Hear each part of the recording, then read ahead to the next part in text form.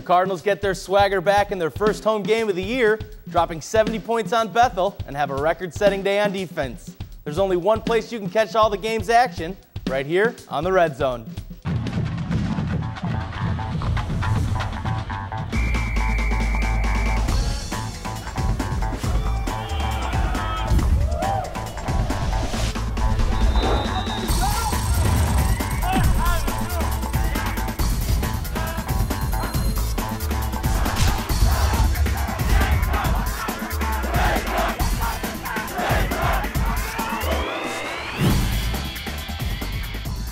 Welcome to another edition of the Red Zone. I'm Mark Dahlquist. With me always is head coach John Thorne. Coach, you got to be pleased with the way your team responded after last week, coming back home and getting a 70-26 win against Bethel. Well, we did try really hard to work on, blocking, tackling, execution, those kinds of things, and we were very happy with the way our guys responded. But we sure didn't think it was going to be 70 points worth of responding, so we were very happy with them. It seemed every phase of the game was clicking for you guys, offense, defense, and even special teams. Well, the defense did some marvelous things, and Stu Charles got us started really quick with just a tremendous interception and returned it for a touchdown. And they kept getting turnovers, so the offense got the ball in pretty great field position quite a few times, and the offense had gigantic numbers, which was really fun to see. A lot of great blocking, a lot of people making big plays, because of the blocking. And unfortunately, a couple of our special team plays that were the best plays, a 55-yard kickoff return got called back, and then a 95-yard punt return got called back. So that was a little disappointing because we really didn't need to block people in the back on those two and hold them and things like that. But we're working on it. We're going to get better at special teams this week. Well, the Red Zone witnessed the Cardinals' dominance in every phase of the game. In case you missed it, we have you covered. Let's go to the highlight. Nick Kukoc and the Cardinals coming off their first regular season loss in over a year, trying to bounce back against Bethel University. Brad Crackle and the offense looking for the quick start they had at Redlands. The pump fake freezes the defense, but not Manny Juarez, who pulls in the 37-yard grab for 6. Now 14-0. Brad Crackle trying to find a Cardinal receiver, but nobody in the area. Wildcat Chase Graham gets the interception and brings it down to the Cardinal 3. Faced with a 3rd and goal, the Wildcats calling QB Masood to keep it himself, and he's able to get the final 3 feet. He puts Bethel on the board. Cardinals up 14-7.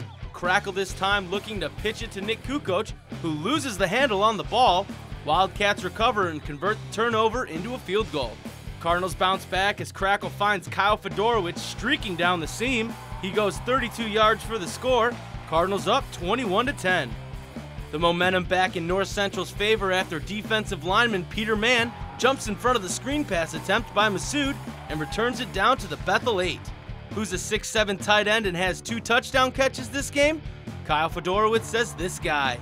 Cardinals back in control, 28-10. Cardinals go to the ground game and it pays off. Nick Kukoc on the carry turns the corner and then turns on the jets and diving for the pylon to go up 35-10. Cardinal defense made sure the Wildcats had nowhere to run. Cordarius Mann tries to hit the hole, but instead he hits a red wall named Alex Perella. John Ficosi lets everybody know it's Cardinal ball. That would lead to Nick Kukoc's 2nd touchdown run, this one from 7 yards out. Cardinals up 42-10. Tassio says, nice work, buddy. Giving Tassio and Kukoc some rest, freshman Ryan Kent steps in and rushes for 176 yards and 3 TDs. This one a 75-yard dash that ends with a little shake and bake past the defender, and the Cardinals run away with over 400 rushing yards and go on to win 70-26.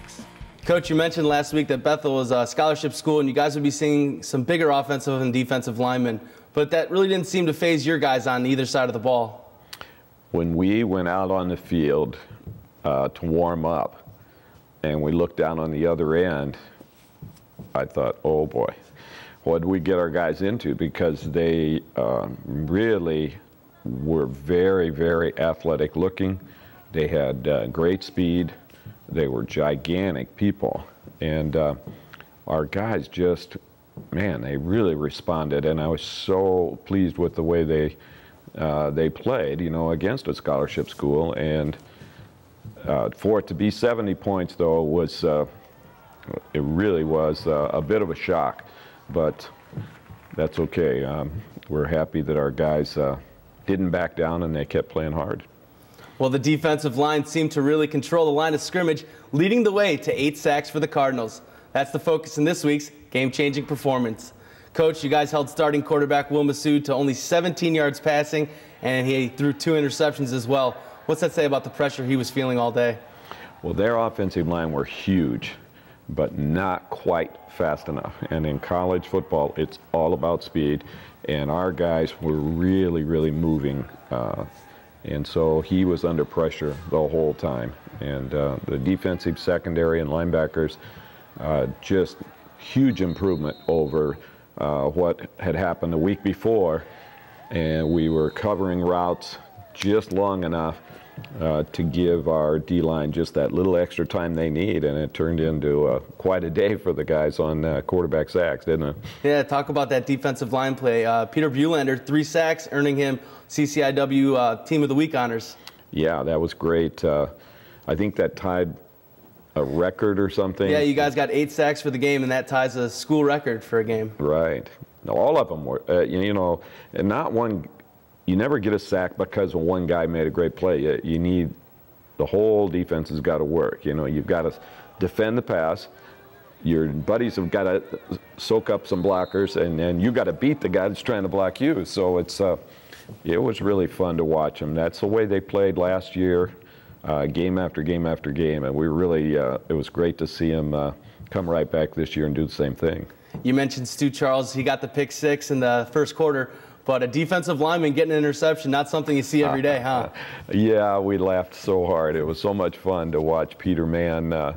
He was actually, I didn't realize it until people told me later, he was knocked on the ground. He got back up and stuck one hand out, and the ball just stuck in there. And then he looked at it like, oh, what do I do now? Then he took off running, and they caught him from behind. But he made a terrific play, and it was fun for the whole team to watch it. You should have heard him yelling, and he got a lot of slaps on the helmet when he came to the sideline. It was a great job. Early in the second quarter, the score was 14-10. Were the guys feeling any pressure? You know, I was happy that happened. Not happy that we had turnovers, but I was happy to see that we had to respond. And I wanted to see how were we going to respond, because the week before we did respond, but not quite enough to pull it out. This week, everybody responded. It wasn't just the offense now taking care of the ball. It wasn't just the defense stopping people. It wasn't just special teams doing something. Everybody got involved, and boy, it just it exploded from that point on into just a barrage of great plays. That's what you need, is the team effort. And the whole team seemed to be determined to take back control in the second quarter. And that's the focus in this week's What's the Word? It's interesting. You know, we kind of sat down on the bench and we knew we couldn't let it happen again. We knew we couldn't be complacent. We knew we couldn't beat 14-10 going into halftime. And we just kind of clicked on. We knew that we were going to have to go. And, you know, the coaches were always telling us, you know, we have to wake up. You know, there's got to be something from within us. It's got to turn on and go. And I think that we just kind of found that hunger and that drive. And hopefully we can keep this rolling throughout the season. We just, you know, kind of just buckled down. You know, we realized that starting off last week the same way, you know, started, you know, with a good lead and then kind of losing it. We just realized, you know, we can't let the same thing happen, and just, you know, came out a different way and finished the game. Well, the biggest thing, we talked about adversity all week, saying that Gary came back yesterday saying that our greatest glory comes in never falling, but rather in always rising. So we kind of used that as our slogan this week, trying to you know, work as hard as we could to not feel what we felt that whole plane ride home, the bus ride back to the hotel, all that stuff. Actually, last week probably helped us because we felt that pressure and we'd been there before, and we learned from that. And we said, you know, we can't cave or give in when it gets to be a tight game, because they're going to be tight games every single week. You know, in this CCIW, any team can beat anybody, so we're going to be in that situation again. It was good to see them respond that way. I think it builds on their confidence as we move forward. Coach, you guys put 5 touchdowns on the board in that second quarter, 2 through the air and 3 on the ground. What does that say about the balanced attack of this Cardinals offense? Well, we knew we were going to be able to run the ball pretty convincingly this year. We've got several running backs that have that breakaway potential. And what I really was hoping to see were plays where they would break away and not get caught and take it the distance. And those things really started to happen. That's going to take a lot of pressure off the quarterback and allow receivers to get wide open on play action situations and deliver the ball. And so we've got things to keep working on. But the offensive line really opened some great holes for the running backs. And most of the time, we protected long enough. A couple times our quarterbacks probably should have got rid of the ball. And so we've still got things to work on, but the offense has got a chance to be very, very dynamic throughout the rest of the year. They have a chance to score an awful lot of points if we keep improving. That's got to make it difficult for opponents to game plan against you when you guys really have 3 or 4 guys you can plug in the backfield and be effective. Right. All of them are really doing a great job. Sometimes as coaches, you're a little bit afraid to substitute people because each guy has to make his 1 or 2 mistakes, but they're really getting great at coming in, doing their job, not making those mistakes. So we're getting more and more confident about rotating more people, both offense, defense, and even on special teams. So that's the progress that you want to see every week. We made a nice jump from week 1 to week 2, but it's not good enough to do what this team thinks they want to do and what we believe they can do unless we keep making that improvement every single week. But the running backs really had a heck of a day. You guys do substitute a lot of guys. You got a lot of depth in the roster. But do you ever feel like you want to get different guys on the field when the team starts to get up by as many points as they did on Saturday? Well, we played everybody that dressed played several plays. So we probably could have dressed a few more, but we really didn't expect to get that far ahead against a scholarship school. So we dressed, I think, in the 70s, and all 70-some guys played quite a bit, really. So this week we're playing another Division III school, so we are going to dress a few more guys, probably close to 90, and hopefully good things are happening. We're going to play all of them too. So yeah, talk about the opponent you guys got this week. Olivet coming to North Central College, and they are coming off a loss. So are you guys coming off a big win?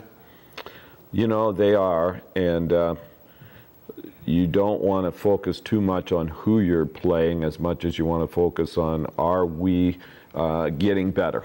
And are we playing the game with class, sportsmanship, and are we entertaining the fans? And so that's kind of our focus this week. We want to clean up those penalties. We've had too many penalties 2 weeks in a row.